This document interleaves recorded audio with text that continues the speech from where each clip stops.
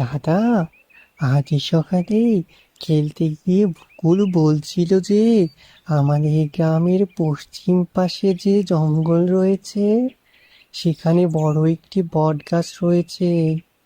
ওই জঙ্গল দিয়ে সন্ধ্যার পর কেউ গেলে বট গাছ থেকে ডাইনির আওয়াজ শুনতে পায়।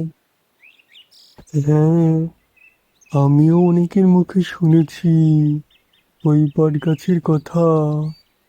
তুই কিন্তু ওদিকে যাস না কখনো।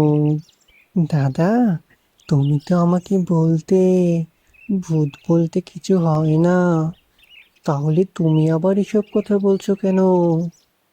আমি তো দেখিনি, তবে গ্রামের অনেকে বলে, তাই তোকে বললাম ওদিকে না যাওয়াই ভালো। ধুর, সব বানানো কথা। ভূত বলতে কিছুই হয় না দাদা। আমি ঠিক করে ফেলেছি, আজ সন্ধ্যায় আমি ওই বট গাছের ওখানে যাব। ভূত বলতে যে কিছু হয় না, আমি তা প্রমাণ করে দেব। যাস না টুকু, আমার বাবার মুখে শুনেছি ওই বট গাছের ভূতের কথা। হ্যাঁ রে টুকু, আমার দাদুও বলেছে ওখানে ভূত থাকে, তুই যাস না। আমি তো যাবই, তোরা কি আমার সাথে যেতে চাইলে আসতে পারিস।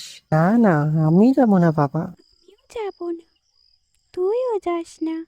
চারিদিকে এত অন্ধকার, আশেপাশে কোনো বাড়িও নেই, শুধু ঘন জঙ্গল।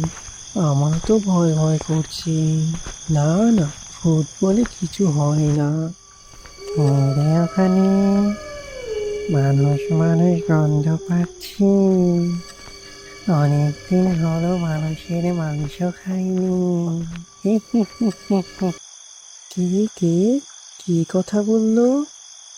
কেউ তো নেই আশেপাশে, মনে হয় আমার মনের ভুল। শুধু শুধু ভয় পাচ্ছি আমি। ধুর, আমি রে আমি, উপরে দেখ, অনেকদিন পরীক্ষা পেয়েছি, আজ মা ভোজ হবে। ওরে বাবা, ভূত ভূত, বাঁচাও বাঁচাও, আমাকে বাঁচাও, কে কোথায় আছো, আমাকে বাঁচাও।